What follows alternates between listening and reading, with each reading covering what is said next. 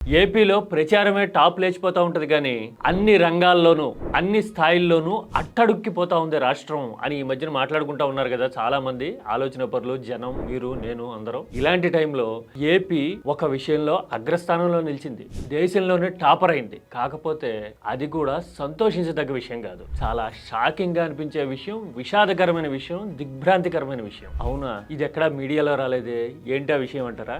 రైతు కుటుంబాల మీద ఎంత అప్పుల భారం ఉంది అని లెక్క తీస్తే ఏపీ దేశంలోనే అగ్రస్థానంలో నిలిచింది. మిగతా రాష్ట్రాలతో పోలిస్తే రెట్టింపో అంతకంటే ఎక్కువ అప్పుల భారం మన రాష్ట్రంలో రైతు కుటుంబాల మీద ఉంది. ఈ విషయాన్ని స్వయంగా కేంద్రమే చెప్పింది, అంటే సర్టిఫై చేసినట్టే, తిరుగులేదు. ఇక ఇలాంటి పరిస్థితి ఎందుకుంది?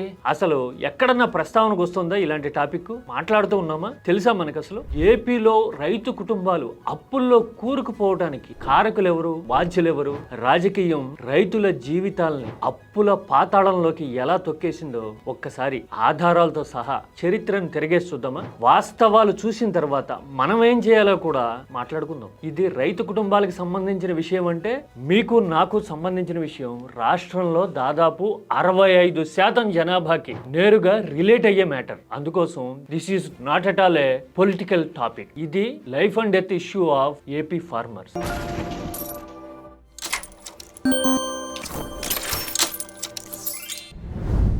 దేశవ్యాప్తంగా రైతు కుటుంబాల అప్పుల భారం ఎలా ఉంది అని లెక్కలు తీస్తే ఏపీ దేశంలోనే అగ్రస్థానంలో నిలిచింది. ఒక్కో కుటుంబం మీదట ఏపీలో 2,45,000 రూపాయల అప్పుల భారం ఉందట. అంటే తల ఒక్కింటి మీద అంత భారం ఉన్నట్టు.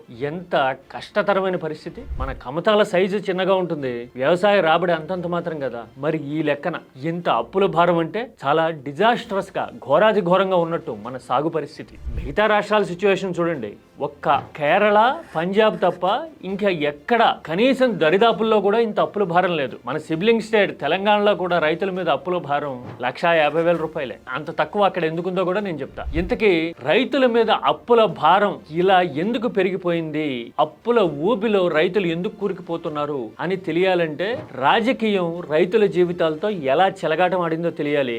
విభజన తర్వాత రైతు కేంద్రంగా రైతు చుట్టూ నడిచిన రాజకీయాన్ని మనం తిరగేసి తీరాలి. ఎందుకంటే విభజన తర్వాత 2014 ఎన్నికల్లో ప్రధానమైన హామీ, ప్రభావం చూపించిన ఎన్నికల ప్రచారం ఏంటి?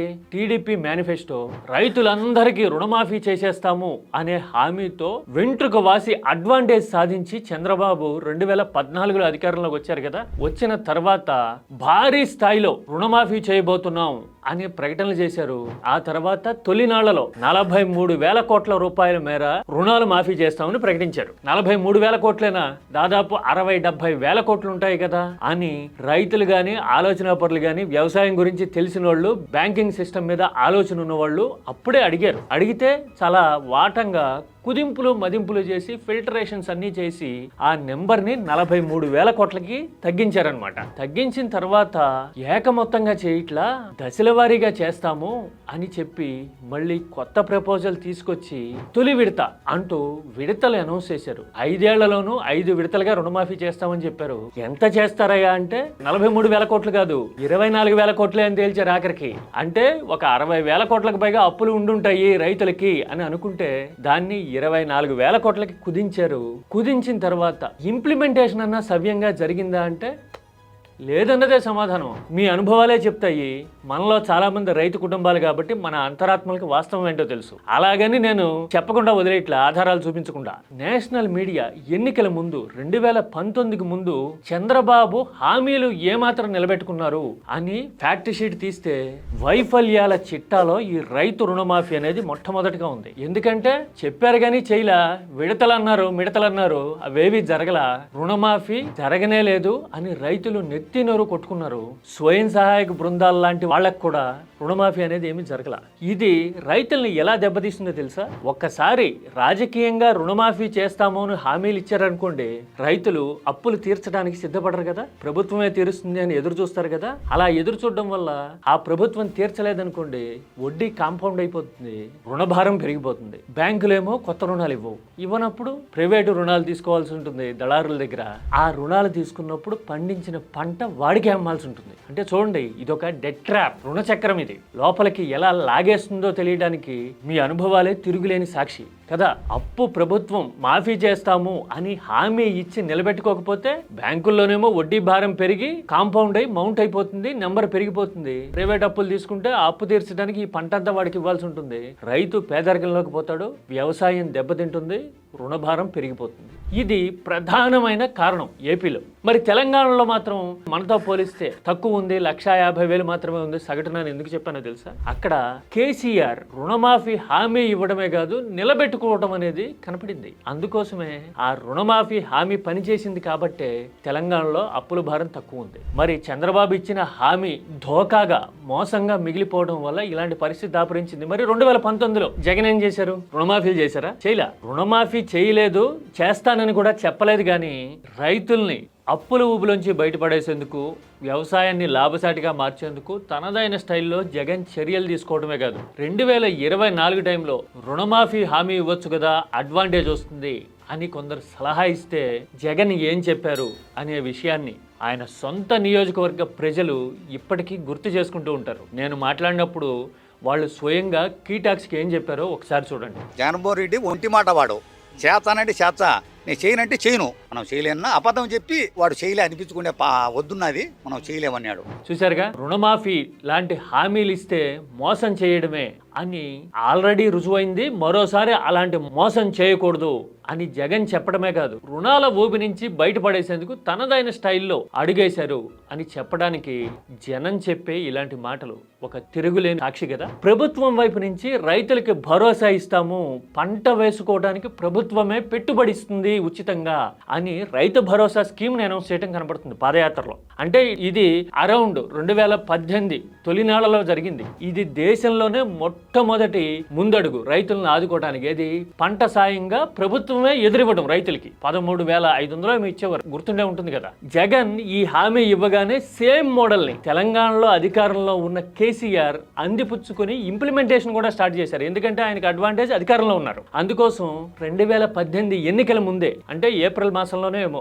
రైతు బంధు అనేది తెలంగాణలో ఇంప్లిమెంట్ అయిపోవటం, రైతులకి పంట సాయం అందటం మొదలైంది. అంటే స్కీమ్ ని, ఆలోచనని, ఇనిషియేటివ్ ని అనౌన్స్ చేసింది, దేశం ముందుకు తెచ్చింది తొలిసారిగా జగన్ అయితే, ఇంప్లిమెంట్ చేసింది కేసీఆర్. అందుకోసం వీళ్ళిద్దరి కాలంలో రైతులకి మెరుగైన ఫలితాలు రావడం కనబడుతుంది.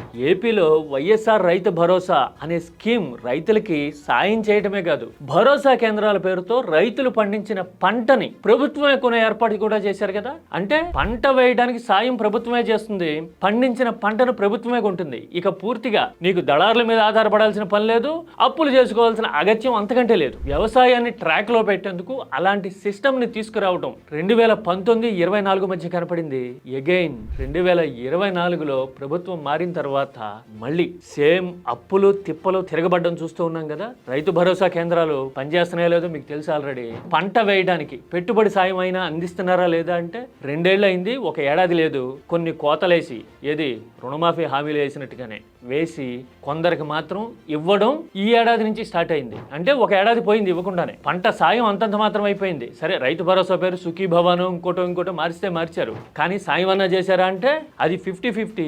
1 ఏడాది ఇస్తే అది ఎంతమందికి ఇచ్చారు అనేది రైతుల్లో ఆల్రెడీ చర్చ ఉంది. ఇలాంటి పరిస్థితులు ఒక ఎత్తు అయితే, పండించిన పంటకి ధర రాక అల్లాడిపోవటం అక్రాస్ ద సీజన్స్ ఏడాది పొడవునా ఏదో ఒక ప్రాంతంలో కనపడుతూనే ఉంది కదా. వరేసిన రైతులు తుఫాను వచ్చి కొట్టేస్తుంది, మచ్చ వచ్చిందనో ఇంకోటనో తరుగు పేరుతోనో 15-20 కేజీలు కోతేసి ఆయన కాడికి ప్రైవేట్ దళారులకు అమ్ముకోవాల్సిన పరిస్థితి, గిట్టుబాటు ధర లేక రైతులు విలువెల్లాడుతూ ఉన్నారు కదా. మామిడి లాంటి పంటలకైతే ధర లేక రోడ్డెక్కి ఆందోళన చేయడం చూసాం. ఉల్లి లాంటివి అయితే నేరుగా నీళ్లలో పారపోసుకునే దృశ్యాలు ఏపీలో తరచుగా కనపడుతున్నాయి. ఇక టమాటా లాంటి పంటల పరిస్థితి అయితే ప్రత్యేకించి చెప్పనే అక్కర్లేదు. అంటే ఏ పంటకి ఏ సీజన్లోనూ గిట్టుబాటు ధర రాని పరిస్థితి అయితే ఉంది కదా. అందుకోసం అగైన్ మళ్ళీ అప్పులు చేసుకోవాల్సిన పరిస్థితి వచ్చేసరికి ఇక అప్పులు తిప్పలు నానాయాతన అనేది ఏపీ రైతులకి నిత్య కృత్యం అయిపోయింది. అదే విషయాన్ని కేంద్రం లెక్క కళ్ళ కట్టినట్టు చూపించింది. ఇది డెట్ ట్రాప్ అన్నమాట. కేంద్రం ప్రకటించిన లిస్ట్ లో ఏపీ తర్వాత కేరళ ఉంటుంది చూస్తే నాకైతే 2004 ముందు నాటి పరిస్థితులు గుర్తొచ్చినాయి. అప్పట్లో కూడా అంతే. రైతు ఆత్మహత్యల్లో మహారాష్ట్ర, కేరళ, ఆంధ్రప్రదేశ్ తొలి 3 స్థానాల కోసం పోటీ పడుతూ ఉండేవి. అనుభవం ఉన్న వాళ్ళకి గుర్తుండి ఉంటుంది. జాతీయ మానవ హక్కుల కమిషన్ ఏపీ ప్రభుత్వానికి అప్పట్లో నోటీస్ నోటీసులు జారీ చేసేది. ఏం చేశారు, ఇన్ని ఆత్మహత్యలు జరుగుతూ ఉంటే తెలంగాణలో రాయలసీమ ప్రాంతంలో పట్టించుకున్నారా అని తాకీదులు ఇవ్వడం చాలా తరచుగా కనిపించేది. అలాగే ఇప్పుడు మళ్ళీ కేరళ, ఆంధ్రప్రదేశ్ అప్పుల భారాల్లో కూడా దగ్గరగా ఉండడం చూస్తే రైతులకి ఎంత కష్టకాలం దాపురించిందా అని కళ్ళనీళ్ళు తిరిగే పరిస్థితి. తెలుసు కదా, మనలో చాలా మంది వ్యవసాయ కుటుంబాల నుంచి వచ్చి ఉంటాం కదా. వ్యవసాయం ఓ రకంగా చెప్పాలంటే జూదం లాంటిది. ఒకసారి డబ్బు పోగొట్టుకున్నాడు మళ్ళీ నెక్స్ట్ ఆటలో గెలవాలి అని ఎలాగైతే అప్పు చేసి ఆడతాడో, రైతు కూడా అలాగే నష్టం వచ్చినా కష్టం వచ్చినా గానీ భూమిని వదులుకోలేడు. అప్పు తెచ్చో తల తాకట్టు పెట్టో భూమి మీద పెట్టుబడి పెట్టడం చూస్తూ ఉంటాం కదా. మన జీవితాల్లో మనకి ఇది అనుభవం కదా. ఇలాంటి కమిట్మెంట్ ఉండి కృషిని నమ్ముకున్న సాగుని బాగు చేసే పరిస్థితి, ఆలోచన ప్రభుత్వానికి లేకపోవడం ఒక బాధాకరమైన విషయం. అయితే అసలు ఏపీలో రైతు కుటుంబాల మీద ఇంత అప్పుల భారం ఉంది అని మీడియాలో కానీ, ప్రసార మాధ్యమాల్లో కానీ, ప్రచార సాధనాల్లో కానీ చర్చే జరగకపోవడం అనేది ఇంకా బాధాకరం కదా. అంటే 65% మందికి సంబంధించిన ఇష్యూని అసలు ఫోకస్ లోనే లేకుండా చేసేశారు. మరి మనం ఏం చేయాలి? ఆల్రెడీ సమాజంలో ఆలోచన పరులుగా పేరున్న వాళ్ళు, రైతు సమస్యల మీద అక్కరున్న వాళ్ళు, ఆ సమస్యల్ని పరిష్కరించడానికి పోరాటం చేస్తున్న వాళ్ళు ఇప్పటికే మనకి సలహాలు, సూచనలు ఇస్తున్నారు, మార్గదర్శనం చేస్తున్నారు. మనకి తెలిసిందో లేదో, పెద్దిరెడ్డి, చెంగల్రెడ్డి లాంటి ఆలోచన పరులు ఆల్రెడీ చెప్పారు. ఆయన ఏమన్నారో రీసెంట్ గా ఒకసారి చూడండి. మీ నాన్న అడగండి, నాన్న ఎంత అప్పు ఉంది, ఎందుకు ఈ అప్పు అయింది, మీ అమ్మ మెడలో బంగారు ఉందా లేదా తెలుసుకోండి, అమ్మ ఎందుకు ఈ బంగారు లేకుండా పోయింది అని, ఎందుకు మా అమ్మ బంగారు అమ్మేసింది అనేది కొంచెం ఆలోచించడం మొదలు పెట్టండి. చూశారు కదా, మొన్న సంక్రాంతి సమయంలో ఆయన ఈ వీడియో పెట్టారు. ఏమంటారు? మీ కుటుంబం మీద ఎంత అప్పుల భారం ఉందో కనుక్కోండి, ఆలోచించండి, అప్పుల నుంచి బయటపడే మార్గం ఏముంది అనేది తెలుసుకోండి, మీ అమ్మా నాన్నలకి సాయం చేయండి, అలాగే ప్రభుత్వం మీద ఒత్తిడి పెంచడానికి మీ వంతు కృషి చేయండి. ఒత్తిడి పెంచలేకపోతే గనక పరిస్థితిని ఎలా మారుస్తామో ఆలోచించండి అనేది ఆయన మాటలకు అర్థం. అంటే అప్పులు మన కుటుంబాల మీద ఉన్నాయి, పరిష్కారాలు మన చేతుల్లో ఉన్నాయి, బాధ్యులు ఎవరో మన కళ్ళ ముందు కనపడుతుంది. ఇక తేరుకోవాల్సింది, తెలుసుకోవాల్సింది, సాగుని బాగు చేసుకోవాల్సింది మనమే కదా. అవునా కదా? ఏమంటారు? సాగుకి సంబంధించిన ఇంత గంభీరమైన సంక్షోభ పరిస్థితి మీద నిర్మాణాత్మకంగా చర్చిద్దామా? కామెంట్ చేయండి.